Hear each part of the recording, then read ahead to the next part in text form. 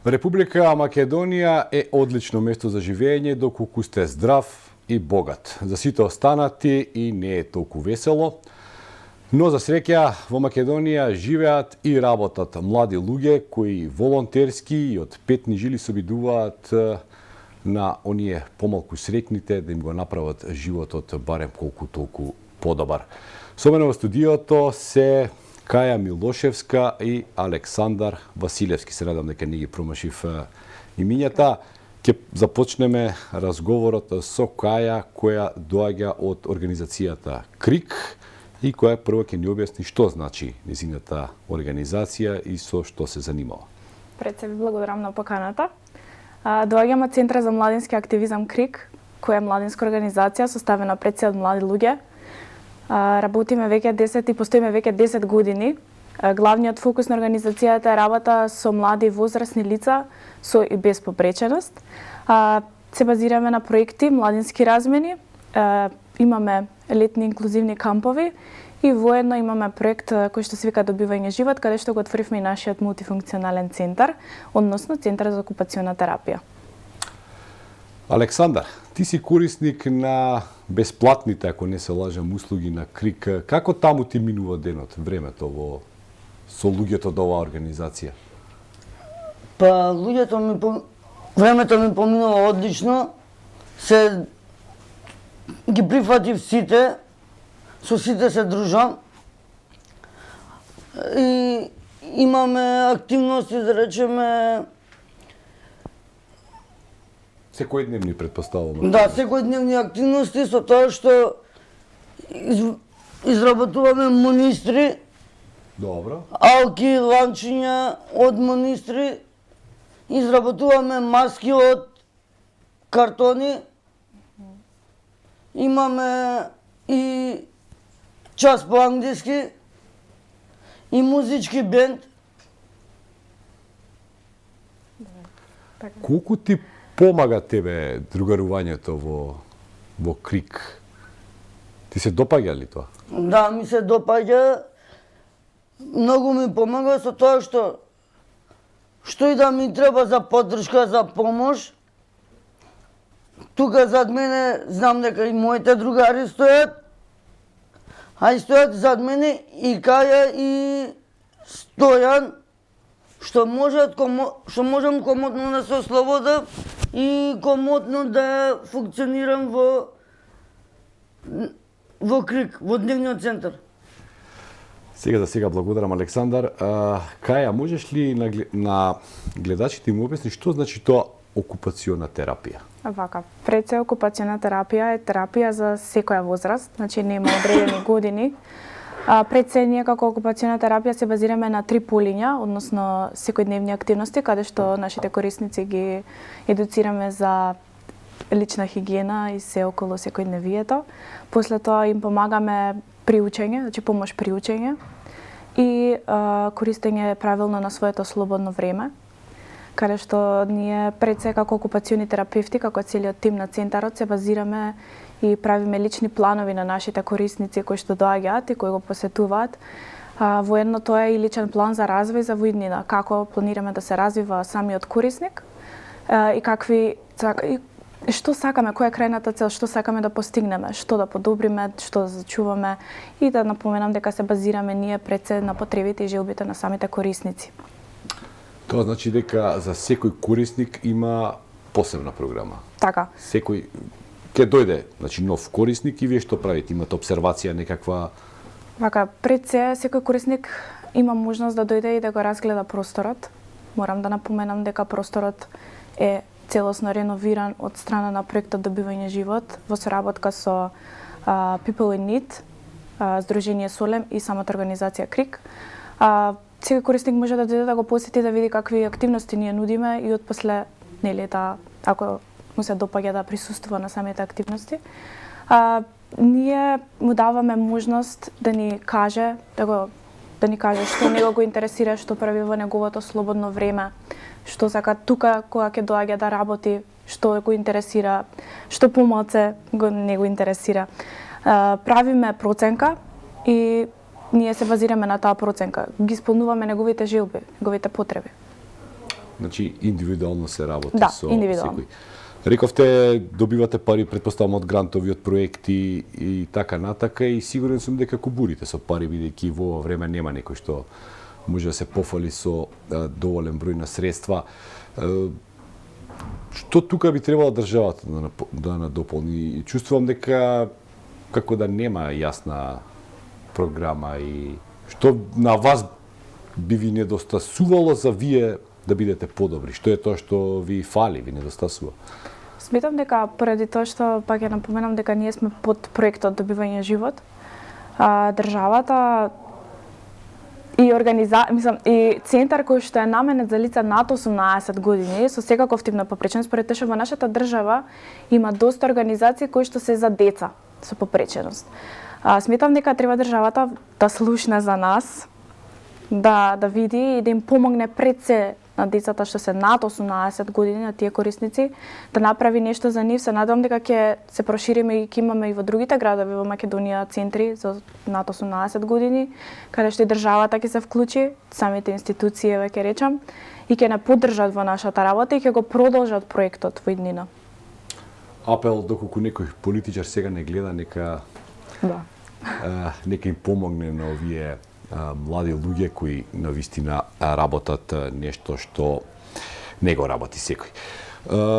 Значи, ти кажа дека ова е центар за постари од 18 години, за повозрастни, значи за полнолетни луѓе кои имаат потреба од одредена корист, кои се корисници нели на вашите услуги. Услугата е потполно бесплатна и вие работите волонтерски. Услугата е потполно бесплатна. Значи, нашите корисници доаѓаат без никаква чланарина или било што, значи тоа е нивна желба. Ние сме тука за нив, ние сме вработени како тим, значи имаме окупациони терапевти, психолози и физиотерапевти. Воедно имаме и волонтери кои што се вклучени во работилниците заедно со корисниците. Значи имате професионален кадар, така. Да, и имате и волонтери кои помагаат. Така. Да. И како ли работата, како успевате сето тоа да го организирате? Тешко? Пари се нема, тоа знаеме. Да, точно. Не е тешко се додека нели го правиш нештото со љубов. Но мислам дека Александар треба да каже како се чувствува кога ги правиме ние тие работилници и колку ние се, да речеме, се вложуваме за они да бидат среќни, поради тоа што нивната насмевка кажува се. И мислам дека последно што направивме за нив, еве и Аце мислам дека ќе потврди, имавме гости, ги донесовме ДНК во нашиот центар, каде што сите заедно пеа и уживаа, воедно ги поканија и на концерт утре, така да ние сме поканети утре да присуствуваме на тој концерт заедно со нив и стварно сакаме се што можеме да вложиме, да вметнеме како активности кои што пред се ќе го подобри нивниот личен развој, социјализација, координација, благосостојба, така да имаме доста многу. Ајде Александар, повикан се. Како се чувствуваш за време на окупационите терапии? Кога доаѓам во Крик се чувствувам многу убаво, исполнето и кога дојдоа ДНК, сакам да кажам дека многу убаво се чувствував. Ни дадоа, сакам да напоменам, каја колешката што не кажа, ни дадоа и CD со нивни албум на песни и не поканија на утрешниот концерт да бидеме нивни гости. Секоја чест за момците од ДНК, навистина заслужуваат секаква пофалба. Во Крик вие сте младинска организација, нели имате секаков вид на млади луѓе. Што точно тоа предвидува? Значи не е само окупациона терапија, не е само работа со корисници, туку е една многу посеопфатна работа со млади луѓе. Може ли малку за тоа да? Да. Пред се самата организација, пак ќе кажеме, составена од млади луѓе и сметаме дека младелашката енергија е доста многу потребна, поготово сега во секојдневието и во ова време. Стварно се трудиме, пред се како млади, наоѓаме доста многу проекти, сакаме да правиме нови работи, иновативни. Пробуваме да имплементираме нови, пак ќе кажам, проекти. Целиме на нешто поголемо и тоа. Ја кога бев млад, немаше премногу младински организации кои што можеа да не обединат, да ни дадат некаква смисла. Дали денеска младите многу повеќе се одат во тој правец, значи да работат одредена волонтерска работа, хуманитарна работа? Дали има голем број на млади кои што сакаат да направат и нешто добро? Во последниот период доста многу се вклучија, морам да признам, како волонтери. Пред се ќе кажам дека и во центарот доста имаме што сакаат да вклучат и што сакаат да бидат дел од работилниците или пак они да имплементираат некаква работилница за нашите корисници. Воедно, да, доста заинтересираност и многу сме среќни што доста заинтересираност има и за размените што ги припремаме, значи проектите. Има доста, може да се каже, значи, волонтери. Да. И сега, јас сепак ќе кажам дека ти си една млада и нетипична девојка, млада особа од Македонија, бидејќи најголемиот дел од нив се на социјалните мрежи, се обидуваат да станат инфлуенсери, можеби се занимаваат со хуманитарна работа, но некако ти тоа што го правиш. Зошто е тоа така? Каде е поривот кај тебе? Пред се, јас студирав психологија, завршив психологија и сметам дека побава работа да се помага на некому нема. И мојата исполнетост, кога ги гледам нив среќни, што мислам, толку малце треба за да направиш некого среќен. Јас се осеќам среќно, исполнета, убаво ми е кога ги гледам тие насмевки и среќна сум и сакам да го правам ова. Стварно сакам да го правам. Од секогаш сум сакала да бидам волонтер, исто така сум волонтирала и во многу други организации, да речем како Црвен крст, веќе напоменам. Ја сакам работата. Александар, утре значи не очекува концерт на ДНК. Да. Ќе одиш ли? Ќе одам секако, со задоволство. Предпоставам заедно со Каја и да. од Крик. Одлично. Каја, еве да се надоврзаме на новој линк. Државата, рековме, не помага многу, а локалната самоуправа има ли некаква? Општините, град Скопје, имаат ли тие некакво разбирање за вашата работа? Пред се, нашиот простор каде што се наоѓа мултифункционалниот центар, еве сега ќе кажам дека е во склоп во местната заедница Црнича. Просторот е даден од самата општина Кисела вода на користење, што нас не е од големо значење тоа. Бесплатно? Да, бесплатно. И доста голема поддршка добивме од самата општина. Ние го користиме самиот простор, таму се наоѓа и мултифункционалниот центар. Може да кажам дека ете работиме од понеделник до петок од 9 часот до 17, може да дојдат да не посетат. Сметам дека секоја општина треба да има еден ваков центар и да вложува во самиот центар, да дава простори, да помага. Значи, добро, не се сите политичари за карање, ете пофалба и за градоначалникот на Кисела вода и за сите луѓе кои што работат во општината. Инаку, во време на криза, невладините здруженија ги обвинуваат властите, ова се однесува нели на републичката власт, за кратења од здравствените услуги. Невладиниот сектор за превенција и заштита на здравје упатија јасна порака до надлежните да кажеме не на штедењето на сметка на здравјето и на луѓето. Одиме со прилог на нашиот репортер. Иако за 2023 година е планиран највисокиот буџет досега, здравјето на луѓето се става на најниско можно ниво, бидејќи не само што нема зголемување на средствата за превентивната здравствена заштита, тука има кратење во 7 од вкупно 10 превентивни програми. Вака се вели во дел од соопштенијата на невладините здруженија за заштита на здравјето. Новаа тема споруваме со координаторот на Сдруженијето за еманципација, солидарност и еднаквост, Борјан Павловски, која истакна работата и програмата на неговата организација. Нашето сдружение е фокусирано кон работа и застапување за обезбедување на основните човекови права на граѓаните на нашата држава. По-специфично нашата работа е фокусирана кон обезбедување на правото на здравје за населението со фокус на женското репродуктивно здравје, здравјето на мајките и децата и здравјето на ромското население како особено ранлива категорија во нашето општество.